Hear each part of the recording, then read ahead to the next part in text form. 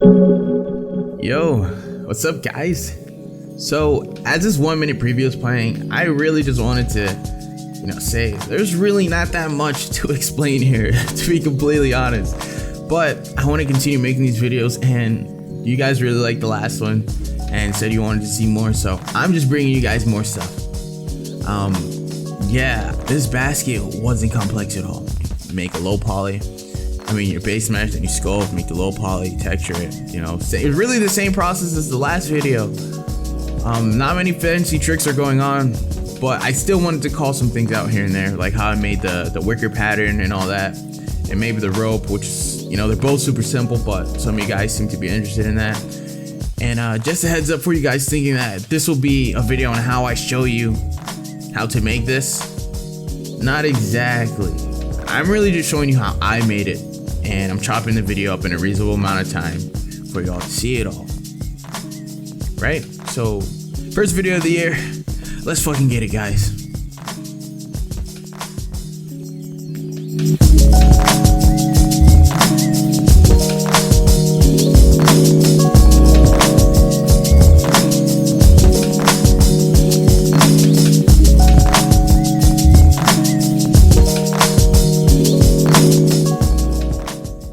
Alright guys, so welcome to part one. I'm not even going to spend too much time explaining this section because, it was pretty simple. Everything's happening on the screen for you guys to see. Plus, I'm going to include the project files so you guys can always go and dissect it on your own. So this is really just to, just to display what's going to be in the project files, I guess. Anyway, yeah, so really the only two things I wanted to call out here was how I made the wicker pattern and the ropes, which are both very easy to do. So first, the wicker pattern. I'm gonna go through this really quick because there's some other things I want to talk about. But yeah, this pattern basically, I just made a plane and the dimensions that would correspond to the radius that I wanted for my my basket. So I basically just use that as a base to model my pattern on.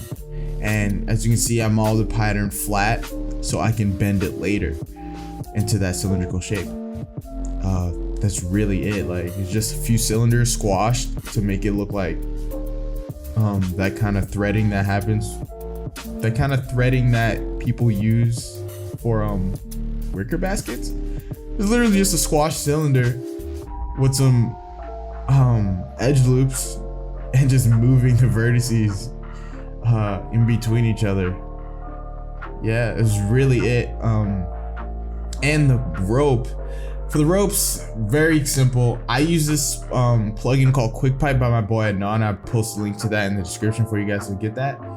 And basically, you can just use any curve and it generates a pipe from. And I chose a specific profile that allows me to twist it in a certain way to make it look like a rope. And done. The rope is done. That's all I did. Yeah, those are really the only two things I wanted to explain in this section. Not really much else to talk about. Everything else is just really basic modeling. I'm not really here to show you guys how to model. Just, I'm just really here to expose the process. Yeah, so with that being said, that is really all I have for this section. But as I said earlier, there's some other things I want to talk about, which is the dangerousness of perfection. Thinking that you have to be perfect, everything that you do has to be perfect. So, I think I have a very good experience with trying to achieve perfection. And from my experience, I can say it is literally the worst thing that you can do if you let it get out of control. And what I mean is, perfection is impossible to achieve. Realistically, nothing is perfect. And thinking that you have to make things that are perfect all the time can paralyze you if you aren't aware of the kind of unrealistic expectations you'll set for yourself. And I think the thing that matters the most, the thing that's more important than achieving perfection, like, of course you want your work to be awesome, you want it to be as flawless as possible, but what's more important than achieving perfection, I think, is being able to feel comfortable with your own creative output. you know, being able to take the things that are in your imagination and manifest them into reality. I think that's really the most important thing to you know, work on.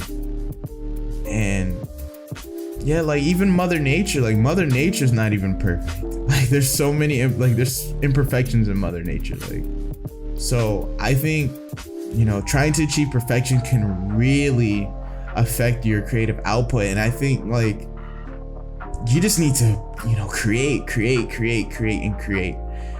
That's really the only thing that's going to get you to the level you want to be, not trying to, you know, nitpick everything and be perfect with everything you fucking do, because eventually you're going to get to the point where your skill and, you know, your quality of work is going to increase on its own just by the sheer output of work that you're putting out. So yeah, I would just say, you know, try not to paralyze yourself trying to be too perfect with everything. You can always go back and fix things. Yeah, I really just think that's the most valuable thing. Being able to quickly and efficiently get things out of your head for other people to experience with you, or see things the way that you see things. Especially when, you know, no one else is really putting out the kinds of work that you would like to put out. It's really hard to master something like that without having much reference on, since no one else is doing it. So, you know, only you with practice and, you know, consistency will be able to, you know, really master that specific style or, you know, look you're going for. So yeah, I mean, that's really all I had to say. There was really not much to talk about in this first section, so, you know, I need to find some other things to talk about to pass the time while this thing is fucking playing in the background. So yeah, guys, so, well, this part is coming to a close and I'm gonna take you guys into part 2 soon. Basically, there's really nothing to talk about again, like in the sculpting section. I guess you guys are interested in the brushes I use. The only brushes that I use that aren't in the default version of ZBrush is the cloth, the thing I use to make the drapery, and I'll put that in the description too for you guys. So anyway, we're going to part 2, guys. I'll see you guys.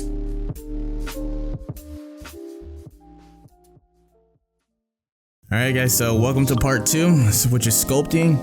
And yeah, there's really not too much going on here. All I really did was sculpt the leather and the metal clamps holding the rope in place. And I mean, that's really all the sculpting I did. Everything else was just creased and subdivided, and then I just abused the polish slider and the deformation tab to get those smooth, you know, kind of beveled edges so they weren't so polygonal. Yeah, that's really it. There's really nothing for me to go in depth about. I mean, what you see is really, you know, what I did. Like, there weren't any tricks going on. Yeah, I'm also, like I said it so many times, I'm gonna include the project files. So if you're skipping through the video, well, hopefully you catch one of them.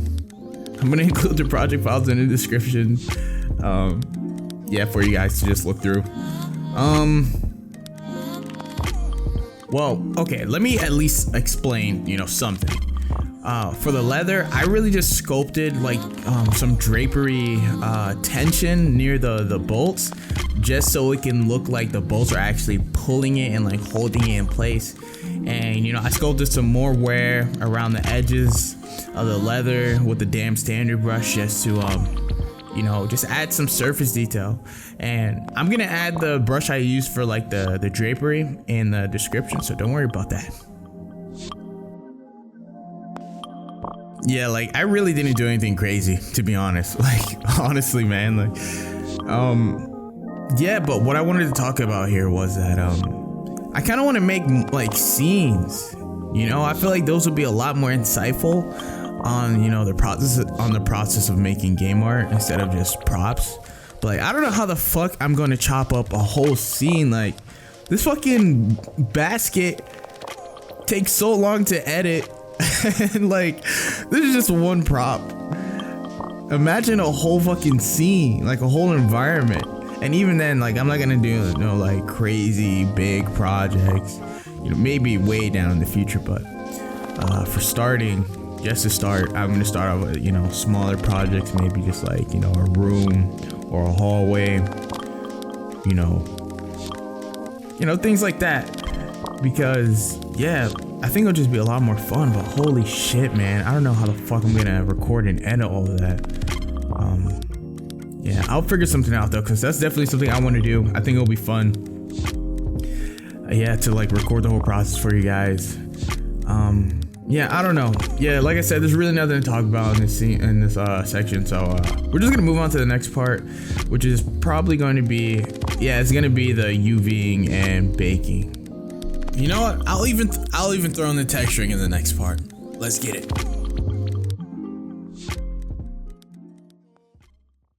All right, guys. So in this section, you know, we're still in ZBrush for now because I'm applying all my colors for my ID mask inside of Painter.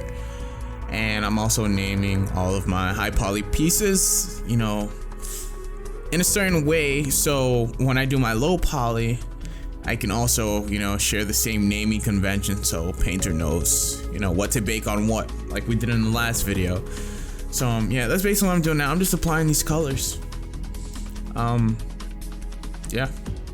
Anyway, well, while that's going on, I just wanted to tell you guys, you know, 2019, fuck, man. This year, I have no idea what this year holds. I'm sure a lot of you don't really know what this year holds for yourselves either. And, you know, I think, well, I know, you know, what I want at least is to be a completely different person at the end of the year. And by a completely different person, I mean, you know, I want to be more wise. I want to be more creative.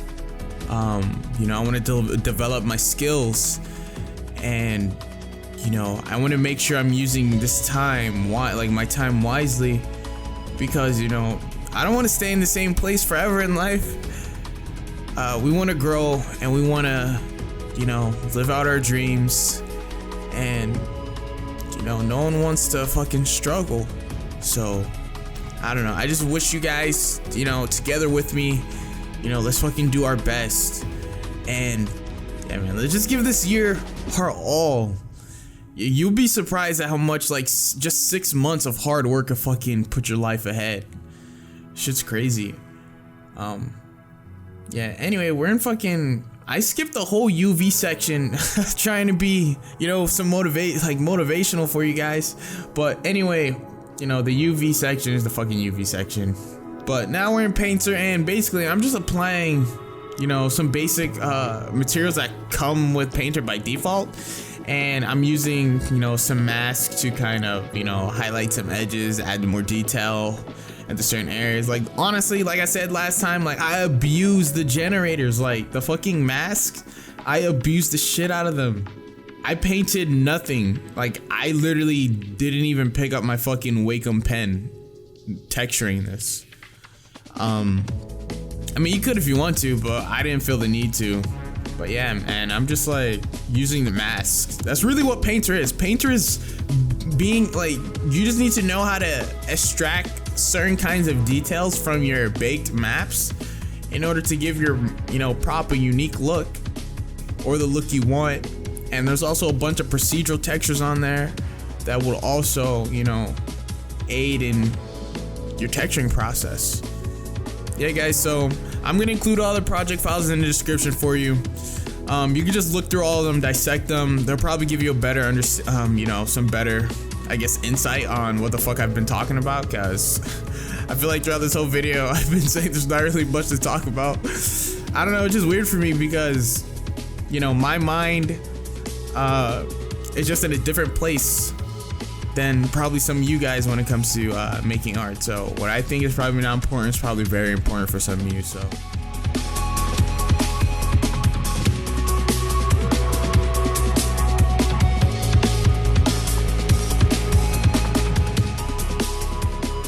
like you guys been doing, you know, just leave comments. They fucking help give me like an idea of what's going on, where you guys' heads are at, and you know, if I need to be more specific on certain things, or yeah, whatever. But here you go, guys. There we go. Well, thank you for watching. I'll see you guys in the next video. Yeah, don't hesitate to contact me if you need to. So later, guys.